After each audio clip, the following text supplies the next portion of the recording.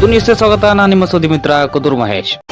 ಮಾಗಡಿ ತಾಲೂಕು ಸೋಲೂರಿನ Bharat petroleum cooperation limited ಕಾರ್ಖಾನೆಯಲ್ಲಿ ಜಿಲ್ಲಾಡಳಿತ ಮತ್ತು ವಿವಿಧ ಇಲಾಖೆಗಳ ಸಹಯೋಗದೊಂದಿಗೆ ಮಾಕ್ ಡ್ರಿಲ್ ಕಾರ್ಯಕ್ರಮವನ್ನು ಹಮ್ಮಿಕೊಳ್ಳಲಾಗಿತ್ತು. ಈ ಕಾರ್ಯಕ್ರಮದ ಮುಖ್ಯ ಅತಿಥಿಗಳಾಗಿ ಕಾರ್ಖಾನೆಗಳ ಉಪನಿರ್ದೇಶಕರಾದ ಡಾಕ್ಟರ್ ನಾರಾಯಣಪ್ಪ, ರಾಮನಗರ ಜಿಲ್ಲೆ ಅಗ್ನಿಶಾಮಕ ದಳದ ಡಿಎಫ್ಒ ಮಂಜುನಾಥ್ ರವರು, ಮಾಗಡಿ ತಹಸೀಲ್ದಾರರಾದ ಶ್ರೀನಿವಾಸ್ ಪ್ರಸಾದ್ ರವರು, ಡಿವೈಎಸ್ಪಿ ಕೃಷ್ಣಕುಮಾರ್, ವೃತ್ತ ನಿರೀಕ್ಷಕರಾದ ಎಪಿ ಕುಮಾರ್ ಅವರು ಸೇರಿದಂತೆ ಹಲವಾರು ಗಣ್ಯರು ಭಾಗವಹಿಸಿದ್ದರು.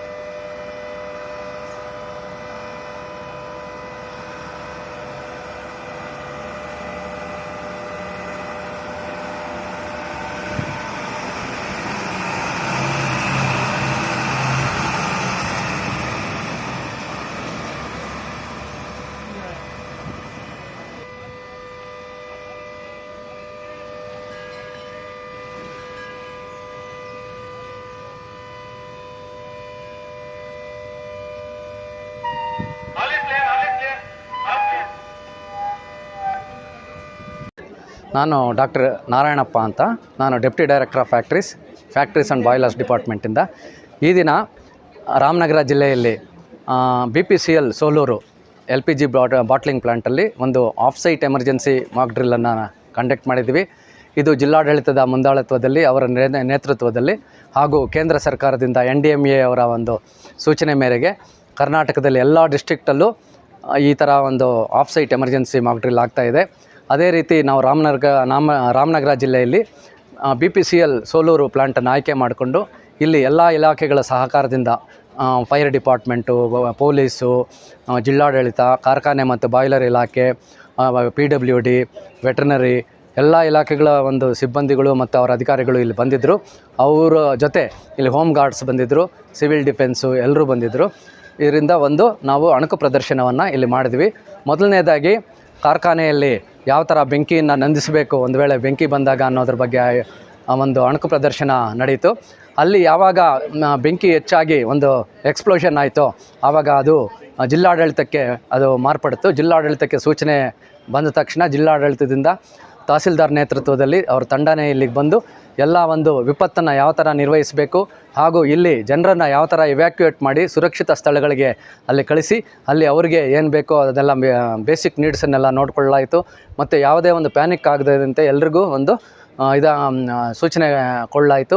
ಹಾಗೂ ಮೆಡಿಕಲ್ ಮ್ಯಾನೇಜ್ಮೆಂಟ್ ತುಂಬ ಯಶಸ್ವಿಯಾಗಿ ನಡೆಸಿದ್ವಿ. ಅಲ್ಲಿ ಒಳಗಡೆ ಯಾರಾದರೂ ಸಿಕ್ಕಾಕೊಂಡ್ರೆ ಇಬ್ಬರು ಸೀರಿಯಸ್ ಇಂಜುರೀಸ್ ಅಂತ ನಾವು ಅಣಕು ಪ್ರದರ್ಶನ ಒಂದು ಸಿನಾರಿಯೋ ಮಾಡಿದ್ವಿ. 2 ಡೆತ್ಸ್ ಆಗಿದೆ ಅಂತ ಮಾಡಿದ್ವಿ. ಅವ್ರನ್ನ ಯಾವ ಥರ ಕಳಿಸ್ಬೇಕು, ಸ್ಟ್ರೆಚ್ಚರಲ್ಲಿ ಯಾವ ಥರ ಸಾಗಿಸ್ಬೇಕು, ಫಸ್ಟ್ ಏಡ್ ಹೇಗೆ ಕೊಡಬೇಕು, ಹಾಸ್ಪಿಟ್ಲಿಗೆ ಹೇಗೆ ಸಾಗಿಸ್ಬೇಕು, ಆಂಬ್ಯುಲೆನ್ಸನ್ನು ಯಾವ ಥರ ನಿರ್ವಹಣೆ ಮಾಡಬೇಕು, ಇದನ್ನೆಲ್ಲ ಅಚ್ಚುಕಟ್ಟಾಗಿ ದಿನ ಮಾಡಿದ್ವಿ. ಇದನ್ನು ಸಕ್ಸಸ್ಫುಲ್ಲಾಗಿ ಮಾಡಿದ್ದಕ್ಕೆ ನಾನು ಎಲ್ಲ ಜಿಲ್ಲಾಡಳಿತ ಪರವಾಗಿ ಹಾಗೂ ಎಲ್ಲ ಇಲಾಖೆಗಳ ಪರವಾಗಿ ನಾನು BPCL ಆಡಳಿತ ವರ್ಗದವರ ಪರವಾಗಿ ಧನ್ಯವಾದಗಳನ್ನು ಅರ್ಪಿಸೋಕ್ಕೆ ಇಚ್ಛೆಪಡ್ತೀನಿ ಸರ್. ನಮಸ್ತೆ. ನಾನು ಜಿಲ್ಲಾ ಅಗ್ನಿಶಾಮಕ ಅಧಿಕಾರಿ KB ಮಂಜುನಾಥ್ ಅಂತ, ರಾಮನಗರ ಜಿಲ್ಲೆ. ಈ ದಿನ ನಾವು ಆಫ್ ಸೈಟ್ ಎಮರ್ಜೆನ್ಸಿ ಮಾಕ್ ಡ್ರಿಲ್ನ ಕಂಡಕ್ಟ್ ಮಾಡಿದ್ವಿ. ಈ ಒಂದು ದಿನ 29ನೇ ತಾರೀಕು ಕರ್ನಾಟಕ ರಾಜ್ಯದಂಥ ಎಲ್ಲ ಜಿಲ್ಲೆಗಳಲ್ಲೂ ನಾವು off site emergency mock drill conduct ಮಾಡ್ತಾಯಿದ್ವಿ, ವಿವಿಧ ಜಿಲ್ಲೆಗಳಲ್ಲಿ, ವಿವಿಧ ಭಾಗಗಳಲ್ಲಿ.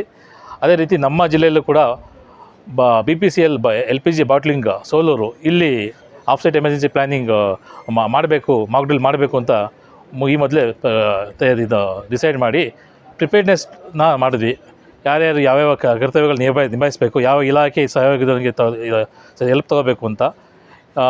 ಇದನ್ನು ಸತತ 7 ದಿನಗಳಿಂದ ನಾವು ಇದಕ್ಕೆ ಒಂದು ಮೀಟಿಂಗ್ಗಳನ್ನ ಮಾಡ್ತಾ ನಮ್ಮ ಅಗ್ನಿಶಾಮಕ ದಳದಿಂದ ನಾವು ಇಲ್ಲಿ ಆದಂಥ ಒಂದು ಬೆಂಕಿ ಅನಾಹುತಗಳನ್ನು ಯಶಸ್ವಿಯಾಗಿ ನಿಭಾಯಿಸೋದಕ್ಕೆ ಇಲ್ಲಿರುವಂಥ ವ್ಯವಸ್ಥೆಗಳನ್ನು ಮೊದಲು ನಾವು ಅನಲೈಸ್ ಮಾಡ್ಕೊಂಡ್ವಿ. ಆನಂತರ ನಮ್ಮ ಎಷ್ಟು ವೆಹಿಕಲ್ಸ್ ಬೇಕಾಗ್ತದೆ, ಎಷ್ಟು ಸಾಫ್ಟ್ ಬೇಕಾಗ್ತದೆ, ಜೊತೆಗೆ ಗೃಹ ರಕ್ಷಕರ ಸಹಕಾರದೊಂದಿಗೆ ಎವ್ಯಾಕ್ಯುಯೇಷನ್ ಮಾಡೋದಕ್ಕೆ ಇಲ್ಲಿ ಮೊದಲು ನಮಗೆ ಅಗ್ನಿಕರೆ ಆಗಿದೆ ಅಂತ ಬಂದ ತಕ್ಷಣ, LPG ಲೀಕೇಜ್ ಆಗಿ ಬೆಂಕಿ ಆಗಿದೆ ಅಂತ ಬಂದ ತಕ್ಷಣ ನಾವು ತಕ್ಷಣ ಸ್ಥಳಕ್ಕೆ ಬಂದು ನೋಡಿದ್ವಿ.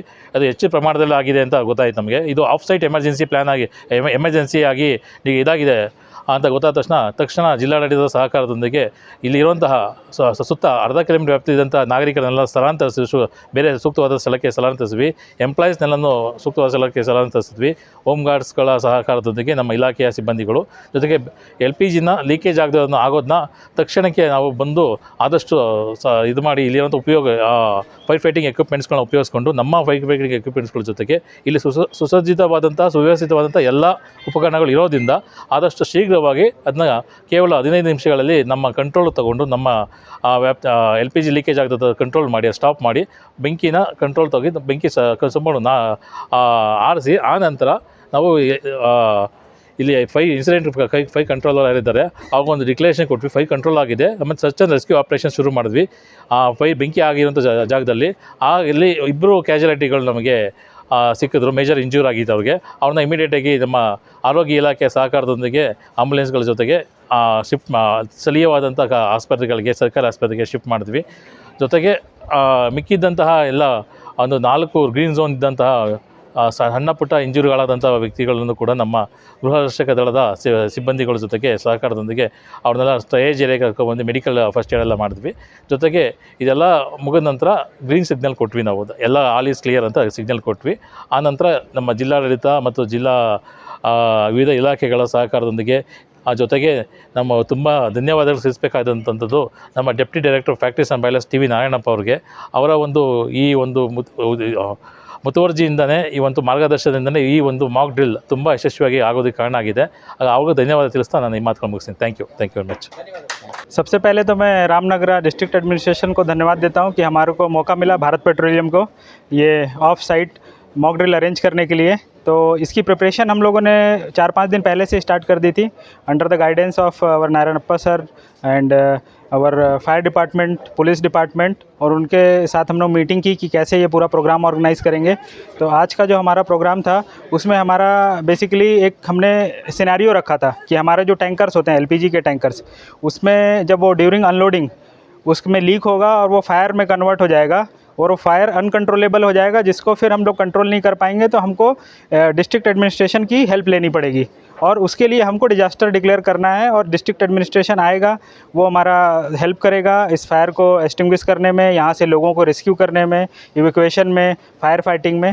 तो ये पूरा सिनेरियो था और पूरा ही बहुत सफलता के साथ हम लोगों ने इसको ऑर्गेनाइज़ किया under the guidance of our district administration और सारा जो प्रोग्राम था पूरा सही तरीके से हुआ, इवैक्यूएशन भी प्रॉपरली हुआ और उसके बाद फिर एक रिव्यू हुआ। तो इसमें जो हमारे जो भी कमियां रह गई थी उसको हम फर्दर कैसे इम्प्रूव कर सकते हैं उसके बारे में भी डिस्कशन हुआ जी। Thank you. ಇಷ್ಟೊತ್ತು ನೀವು ನೋಡಿದ್ರಿ. ನನಗೆ ಇಲ್ಲಿ ಇಮಿಡಿಯೇಟ್ ಆಗಿದ್ದ ಘಟನೆ ಏನಾಯಿತು ಅಂತಂದರೆ, ಫಸ್ಟು ಆನ್ಸೈಟಲ್ಲಿ ಸಿಚುವೇಶನನ್ನು ಮ್ಯಾನೇಜ್ ಮಾಡೋಕ್ಕಾಗಬೇಕಾಗ ಆಫ್ ಸೈಟ್ ಅಂದರೆ ಜಿಲ್ಲಾಡಳಿತಕ್ಕೆ ಸಂದೇಶ ಬೇಕು. ಜಿಲ್ಲಾಡಳಿತದಿಂದ ಇಮಿಡಿಯೇಟಾಗಿ ಜುಡಿಷಿಯಲ್ ತಹಸೀಲ್ದಾರ್ ತಂದು ನಾನು ಇಮಿಡಿಯೇಟಾಗಿ ಏನು ಮಾಡಿದೆ, ನಮ್ಮ local fire, police, BESCOM, PWD, health, local ಗ್ರಾಮ ಪಂಚಾಯತಿ ಇವರ ಎಲ್ಲರ ಸಹಯೋಗದೊಂದಿಗೆ ನಾವು ಇಮಿಡಿಯೇಟಾಗಿ ರಶ್ ಟು ದ ಸ್ಪಾಟ್. ಇಮಿಡಿಯೇಟಾಗಿ ಫೈರ್ ಆಫೀಸರ್ಸು ಫೈರ್ ಮಿಷನ್ಸ್ ತೊಗೊಂಡು ರೆಡಿಯಾಗಿತ್ತು, ಅವರು ಬಂದು ಫೈರ್ ಎಸ್ಟಿಂಗ್ವಿಷ್ ಮಾಡಿದ್ರು. ಅಲ್ಲಿ ಕ್ಯಾಶುಯಾಲಿಟೀಸ್ ಏನಾಗಿತ್ತು ಅದನ್ನು ಇಮಿಡಿಯೇಟಾಗಿ ಹಾಸ್ಪಿಟಲ್ ಶಿಫ್ಟ್ ಮಾಡಿದ್ರು.